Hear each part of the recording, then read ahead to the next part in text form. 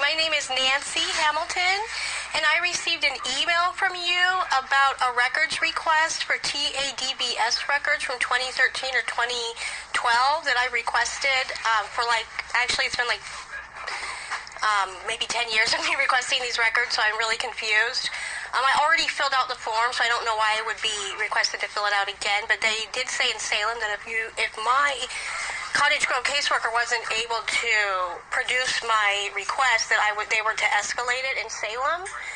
And so I'm asking you if I've been reassigned to Eugene, because I also called it I'm still assigned to Cottage Grove, so I don't know why I would randomly get an email from a caseworker in Eugene to refill out the request.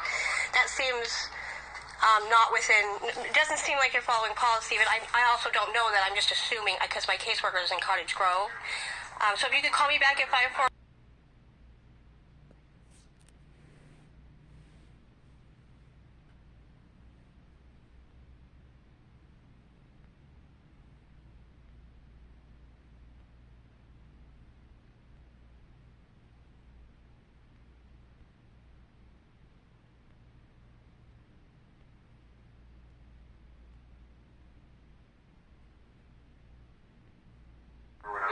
And just was being retarded and threatening and just like being crazy and like dangerous and dramatic and whatever. Right.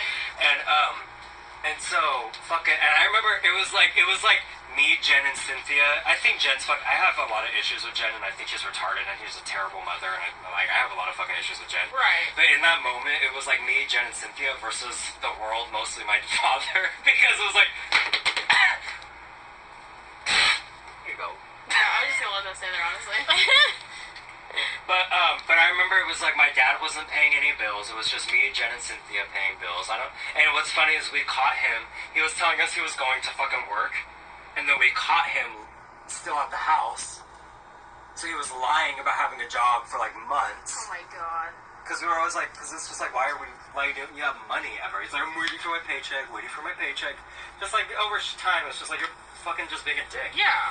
And so he fucking fucked up the house or whatever, and then it was our problem. Not really my problem. My name wasn't on the fucking lease. Right. But like, it was Jen's problem. Right.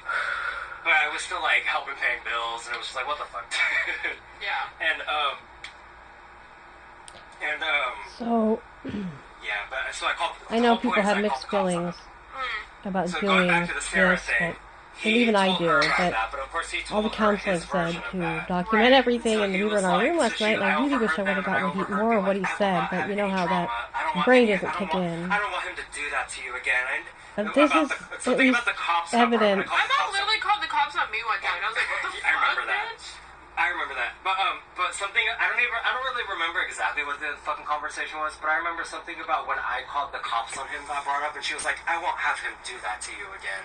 And it's like, girl, if only you fucking knew. Then control the grown man. And then he had a gambling addiction. Get this, he had a gambling addiction. I remember that. And he blamed it on me and said he was sending money to me and that I was like pissing it away or whatever when I was fucking struggling in Salem at this time. Like, couldn't even afford my one-bedroom fucking shitty-ass shared house with fucking people that were like sexually harassing me. That's when you were gone for like 2 years. There was a time when you were gone for 2 years. I had a roommate that wouldn't let me like shower or take.